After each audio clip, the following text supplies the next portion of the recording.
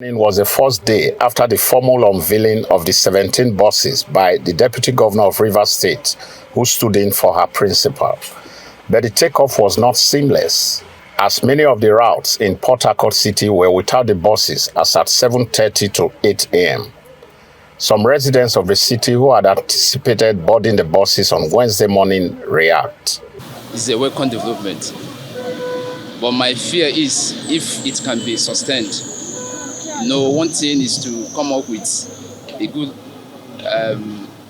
good thing, and another thing is to sustain it. I have not seen any of the bus on the road. As in, I have not seen anyone along Ikwere Road. I have not seen anyone along Rumukuta to Rumola. If as at this time to 8, none of them is on the road, that means it's not a good one. I believe it will be of great importance to those that will benefit from it, just like employees, for instance, whom their salaries have not been reviewed or increased, but then the cost of transportation has increased. It's not only based in Aba Road. Let the welfare go to all the whole local governments in the Rivers State, Ishopo, Oyibo, and Rumokoro. Not only Aba Road transportation fare, so that it will generate for everywhere, they will benefit it in Rivers State. The Rivers State chairman of the Nigeria Labour Congress is optimistic the initiative will help ameliorate the hardship of beneficiaries. It's not just for the workers. It said it is for the entire people of Rivers State. It's not limited to civil servants. So the persons that are going to enter the bus are not just civil servants. As people are going towards that route, wherever the bus is going, they have to enter that vehicle free of charge. Agwon, however, tasked the state government to ensure effective monitoring of the buses. The Ministry of Transport have been given the mandate in conjunction with the head of service to make sure that these buses are properly maintained and the workers are properly also taken care of. So I think it's something is our own thing. I encourage the public, the people of Rivers State, to embrace it and guard it jealously. Already, some residents have called on the state government to reintroduce the Rivers State Transport Corporation that was disbanded by former Governor Nyesom Wike's administration over financial malpractices. They say this will further help in cushioning the effects of the fuel subsidy removal, as well as generate internal revenue for the state government. From Port Harcourt, the Rivers State capital, Andy Omano, Arise News. Residents of Apologize for that slight mix-up. Residents of Rivers State are calling on the federal and state government to put more measures in place to mitigate suffering of persons living in flood-prone communities in the state. They urge the government to begin by dredging the Sombrero and Orashi rivers to help contain water during flood. We'll ask Patrick about this report. The Nigeria Meteorological Agency, NIMET, and the Nigeria Hydrological Services Agency had predicted heavy rainfall, thunderstorms, and flooding in some parts of Nigeria. These agencies have also warned authorities to make preparations to reduce the effects of the rainfall.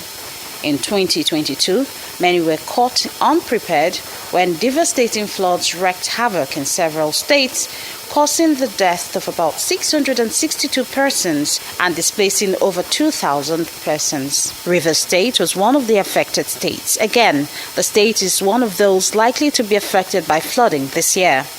Residents have expressed worry over this year's prediction and want the government to take steps to avert disasters similar to what happened last year. Last year, we noticed the river around Orashi and Sombrero crossing the east-west road. That is unusual. The last time that happened before 2022 was in 2012.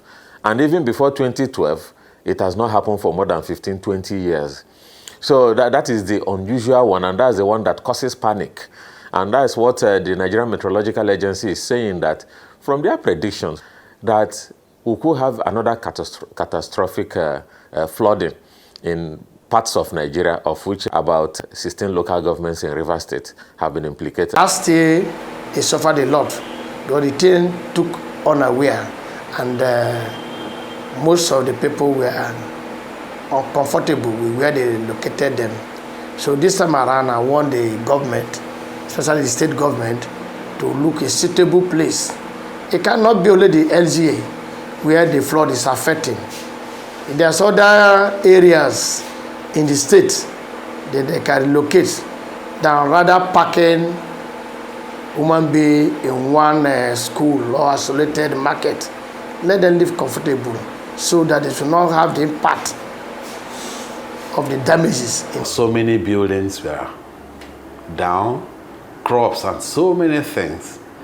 You can't even find livestock, animals.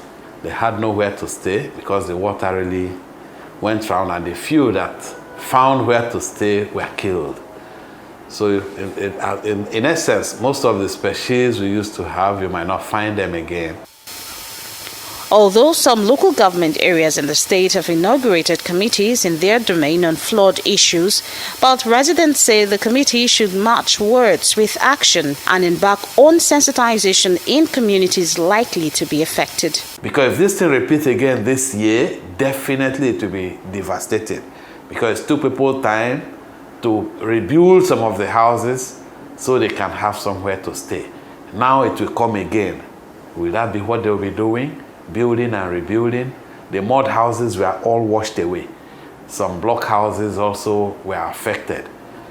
Theft was one thing. People were poaching into different houses to loot from people's houses that ran away because of the flood. So we pray that the government, it's not late. They can still come and give us help. The Orashi region and some riverine communities were most affected by the 2022 flooding in rivers. Residents of these communities are apprehensive and want the government to help them.